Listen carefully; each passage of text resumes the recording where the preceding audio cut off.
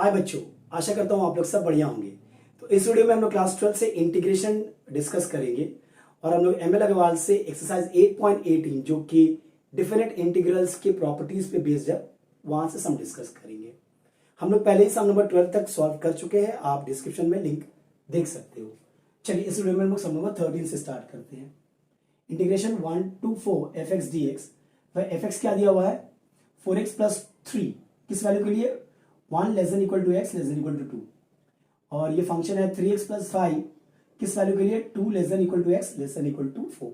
तो ये ब्रेक तो कर ही सकते हैं, हमारा था ना ये वाला a to b fx dx को हम लोग a to c fx dx plus c to b fx dx कर सकते हैं ना। यहाँ पे देखो सेम चीज हम लोग इसको करेंगे पहले 1 to 2। जब 1 to 2 करोगे तो फंक्शन आपका होगा 4x प्लस 3 प्लस 2 to 4, तब आपका फंक्शन हो जाएगा 3x प्लस 5, है कि नहीं। ये वाला प्रॉपर्टी यूज किया। अब इसको इंटीग्रेट कर लेते हैं, तो 4x का इंटीग्रेशन क्या होगा 4x square by 2 plus 3x, सही है। लिमिट ये है आपका, यहां पे क्या होगा 3x square by 2 plus 5x, limit है 2 4। अब फंडामेंटल थ्योरम लिमिट बैठा देंगे, पहले upper limit minus lower limit, पहले ये 2 1 जा 2 2 जा, ठीक है।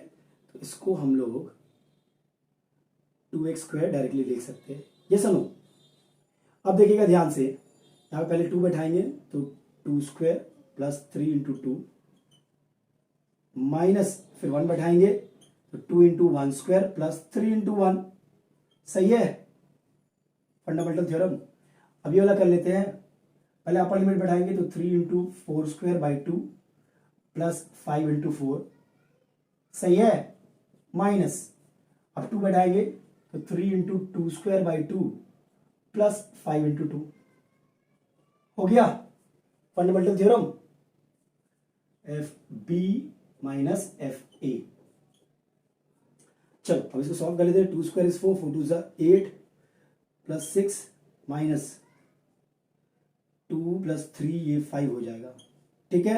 सॉल्व कर लो, और ये क्या होगा 4 स्क्वायर 16, 16 बाई 2 8, 8 3 जा 24 प्लस 20 माइनस, और ये क्या होगा 2 स्क्वायर मतलब 4, 4 बाई 2 2, 2 3 जा 6 प्लस 10, सही है।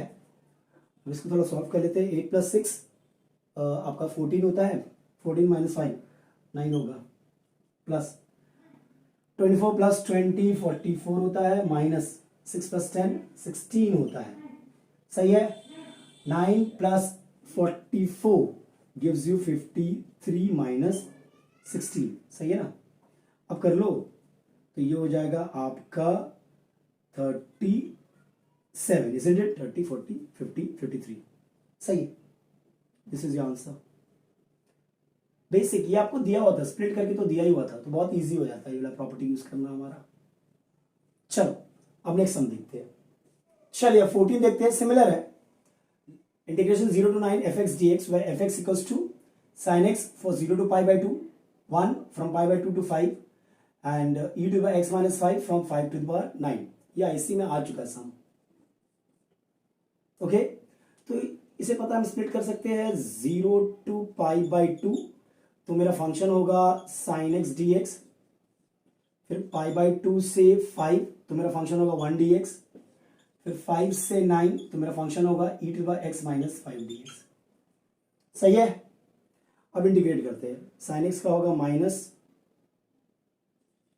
cos x, ठीक है, 0 to pi by 2 प्लस 1 का आपका होगा x, ये होगा pi by 2 से 5, और e to the x minus 5 का e to the x minus 5 ही होगा, है कि नहीं, 5 to 9।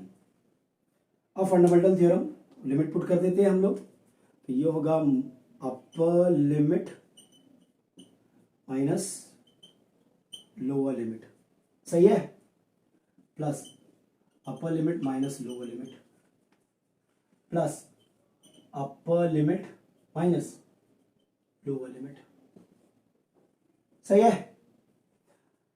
अब cos पाई बाई 2 क्या होता है 0 होता है, तो ये तो 0 हो गया, cos 0 1 होता है, माइनस माइनस प्लस, ये 1 बचेगा, plus 5 minus pi by 2 bracket खोल लो, ये ई टू द पावर 4 हो गया, और ये हो गया ई टू द पावर 0 मतलब 1 मतलब माइनस 1, ये और ये गया काम से, 5 minus pi by 2 plus E to the power 4, यही आपका आंसर होगा। बड़ा ही इजी सम था, यू नो, बस वो स्प्लिट वाला प्रॉपर्टी यूज करना था हमें, वो भी दिया हुआ था आपको फंक्शंस, कहां से लेके कहां तक, किस रेंज से किस रेंज तक फंक्शन क्या होगा। चलो नेक्स्ट करते हैं, नंबर 15। चलिए 15 पार्ट 1 देखते हैं। Integration of 1 to 2 greatest integer function, ये जो है ये ग्रेटेस्ट इंटीजर फंक्शन को डिनोट करता है, 2x dx। Greatest integer function के बारे में हम लोग पहले भी डिस्कस कर चुके हैं प्रीवियस वीडियो में, कि जो आप कुछ भी इनपुट डालो, 1.9, 3.2, 6, -5.2, जो आउटपुट होगा ग्रेटेस्ट इंटीजर फंक्शन का वो मेरा इंटीजर होगा। अगर इंटीजर है तो इंटीजर ही रहेगा, समझो बात को। लेकिन अगर कुछ इस प्रकार है 1.9, तो इसका आउटपुट क्या होगा, इससे छोटा इंटीजर, समझ रहे हो। -5.2 इससे छोटा इंटीजर कौन सा, -6 है ना, ठीक है। 1.9 इससे छोटा इंटीजर कौन सा, 1 है ना। 3.2 इससे छोटा इंटीजर कौन सा, 3 है ना। तो ये मेरा आउटपुट होगा। आउटपुट हमेशा इंटीजर होता है, ये हमें पता है। और कंटिन्यूअस और डिसकंटिन्यूटी जब हम लोग कर रहे थे तो वहां पे हमें एक चीज देखा था कि ग्रेटेस्ट इंटीजर फंक्शन जो है वो इंटीग्रल पॉइंट में डिसकंटिन्यूअस होता है, डिसकंटिन्यूअस होता है। आप ग्राफ में भी देख सकते हो, ठीक है। अब देखो ध्यान से,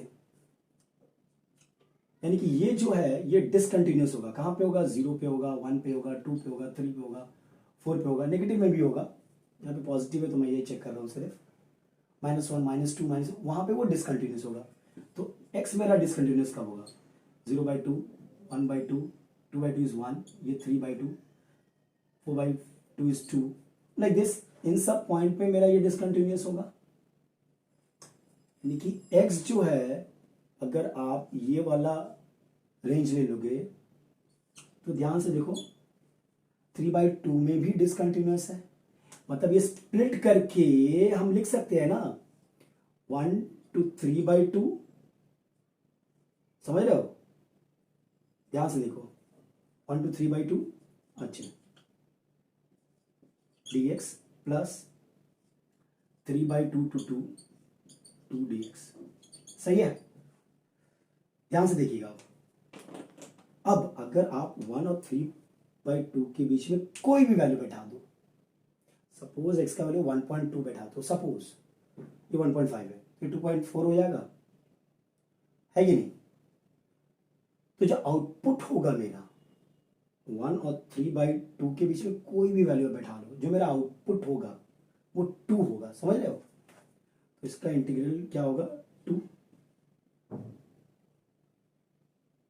वेट, इसका आउटपुट होगा 2, सही है। तो फंक्शन आपका 2dx हो गया। अब 3/2 और 2 के बीच में आप कोई भी वैल्यू बैठा लो, सपोज 1.8, सपोज ये 1.5 है ना, तो 2 × 1.8 कितना होगा, 3.6 होगा। मतलब आउटपुट हमेशा आपका 3 देगा, सही है। देख लो,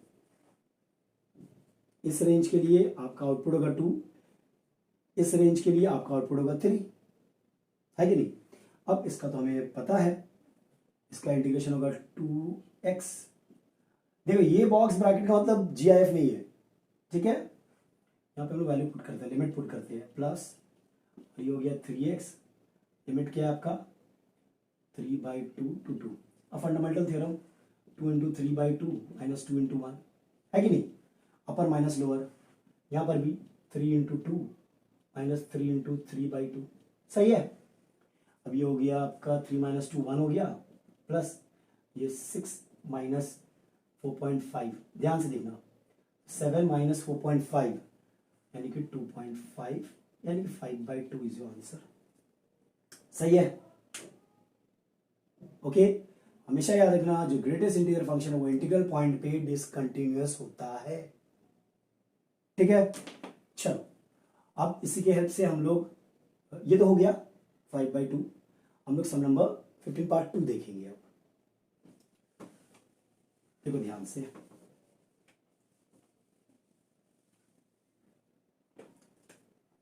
फिफ्टीन पार्ट 2 क्या दे रहा है, सेम ये आपका 0 to 3 मतलब 1 2, यहां पे डिसकंटिन्यूस होगा, होगा कि नहीं होगा?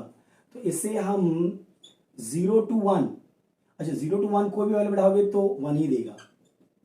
1 to 2, 1 to 2 कोई, सॉरी 0 to 1 कोई भी वैल्यू बढ़ाओगे, सपोज 0.1 0.5, तो जो आउटपुट होगा वो मेरा इंटीजर होगा, छोटा वाला 0.5 से छोटा इंटीजर कौन सा है? 0 है, 0 होगा, ठीक है। अच्छा 1 to 2 के बीच में कोई भी इंटीजर पुट करो ना यहाँ पे, तो आउटपुट क्या होगा? 1 होगा ना आपका। और 2 to 3 के बीच में कोई भी आप इनपुट करो तो आउटपुट क्या होगा? 2 ही होगा ना, तो ये तो 0 हो गया। अच्छा ये क्या होगा? x 1 to 2, ये होगा 2x 2 to 3, सही है। ये तो 0 पार्ट हो गया, इसका इंटीग्रल ये है, इसका इंटीग्रल ये है, वैल्यू पुट कर दो। 2 - 1 फंडामेंटल थ्योरम, 2 into 3 - 2 into 2, सही है।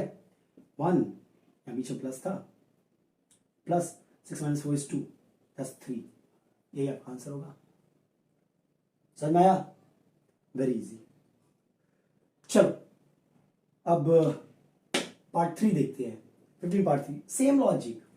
देखो 0.2 और 3.5, 0.2 और 3.5, भैया इसके बीच में 1 होगा, 2 होगा, 3 होगा, होगा कि नहीं होगा? तो हमारा पॉइंट ऑफ डिसकंटिन्यूटी तो मिल गया। तो ये हमको 0.2 to 1, 0.2 to 1, आप कोई भी वैल्यू पुट करो, आउटकम आपका 0 होगा। 1 to 2 आप कोई भी वैल्यू पुट करो, वैल्यू आपका 1 होगा। 2 to 3 आप कोई भी वैल्यू पुट करो, वैल्यू आपका 2 होगा आउटकम। और 3 से 3.5, 3 से 3.5, तो आउटकम आपका 3 होगा, है कि नहीं? ये तो 0 हो गया। यहाँ पे हो गया x 1 to 2, यहाँ पे हो गया 2x 3 to 2, यहाँ पे हो गया 3x 3 to 3.5, सही है। अब लिमिट बढ़ा दो, 2 - 1 1 होता है, 3 2 6, 6 - 4 2 होगा। फंडामेंटल थ्योरम अपर माइनस लोअर, यहाँ पे बैठा के देखते हैं, 3 into 3.5 - 3 into 3, सही है। ये 3 हो गया, 3 5 15, 6 9, 10.5 - 9, यानी कि 1.5 हो गया, प्लस 3 4.5, यानी कि 9/2, ये आपका आंसर हो गया। सेम लॉजिक यूज किया हम लोगों ने, ठीक है। चलो ये था नंबर 15। नेक्स्ट देखते हैं नंबर 16। 16 पार्ट 1 देखते हैं, integration of 0 to pi sin square x cos cube x dx। हमें पता है ये वाला प्रॉपर्टी याद है, 0 to 2a fx dx का 2 वैल्यू होता है। Twice of integration 0 to a fx dx कब होता है? जब f of 2a - x fx के बराबर होता है। और 0 कब होता है? जब f of 2a - x minus fx के बराबर होता है ना। चेक करते हैं, आपका fx क्या है? Sine square x cos cube x, ध्यान से देखना। तो f of 2a - x क्या होगा? ये 2a है आपका, 2a, तो sine square pi minus X cos cube pi minus X. ध्यान से, ये क्या है? ये है साइन पाई माइनस एक्स का होल स्क्वायर, ये है कॉस पाई माइनस एक्स का होल क्यूब। ना sine pi minus X, it is in the second quadrant, sine positive होता है तो इसे हम साइन एक्स लिखेंगे।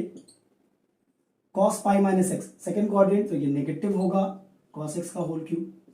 तो ये हो गया, माइनस रहेगा ना बिकॉज ये क्यूब है, minus sine square x cos cube x, मतलब ये जो है माइनस एफ एक्स के बराबर हो गया, मतलब इसका वैल्यू 0 होगा बाय दिस प्रॉपर्टी। एग्जाम में ये प्रॉपर्टी आपको मेंशन करना पड़ेगा, समझे? F of 2a minus X is equal to minus F X, तो इसका वैल्यू 0 हो गया। डन। चलो पार्ट 2 देखते हैं। पार्ट 2 में क्या है? यही प्रॉपर्टी यूज होगा, देखिएगा ध्यान से, 0 to 2 cos to the power 5x dx। तो आपका जो फंक्शन है वो है cos to the power 5x, ठीक है। तो f of 2 minus x क्या होगा, you know, f of 2 minus x, 0 to 2, 0 to 2 है, यहाँ पे 0 to 2 है, तो ये हो जाएगा cos 2 minus x to the power 5, सही है।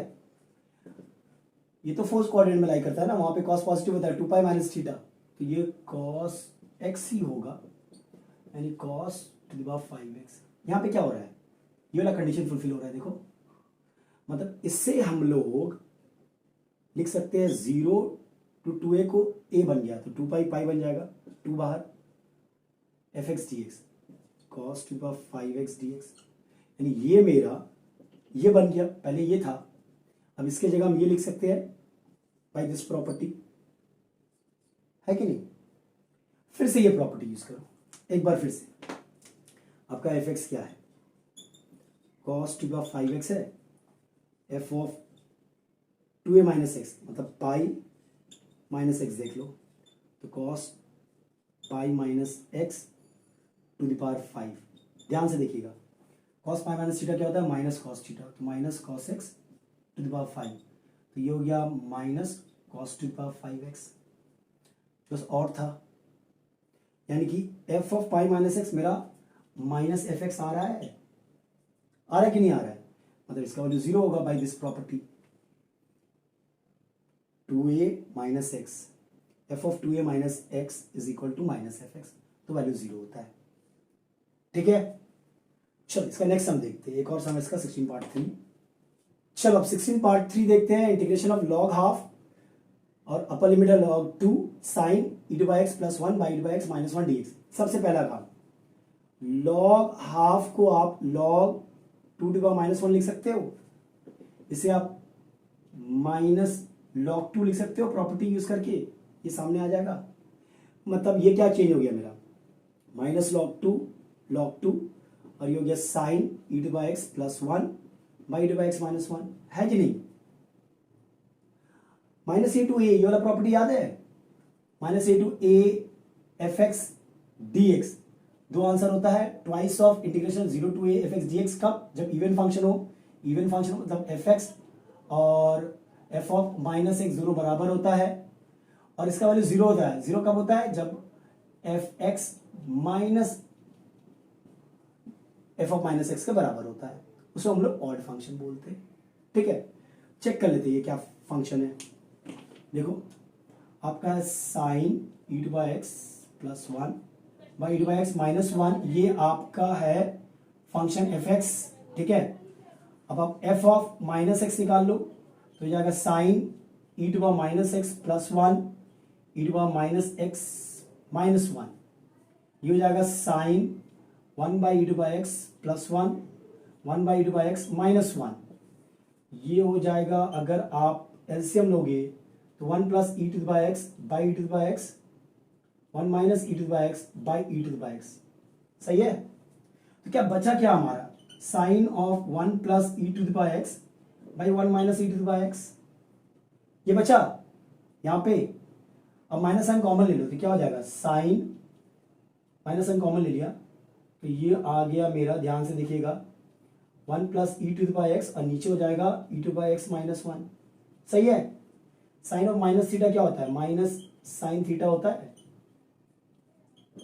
देखो ध्यान से, यानी एफ ऑफ माइनस एक्स क्या आया है, माइनस एफ एक्स के बराबर आ गया, देखो minus F X, F of minus X equals to minus F X, बात एक ही भैया, F of minus X equal to minus F X, तो वो फंक्शन ऑड होता है, मतलब ये ऑड फंक्शन है, ये आंसर 0 होगा, डन, वेरी इजी, क्लियर है। ऑड इवन फंक्शन चेक कर लेंगे, ऑड फंक्शन था तो हमारा आंसर 0 होगा। तो इस वीडियो में हम लोग यहीं तक रखते हैं, नेक्स्ट वीडियो में इसके नेक्स्ट वाले सम्स देखेंगे। Till then take care, be safe, and if you like the video, like, share and subscribe.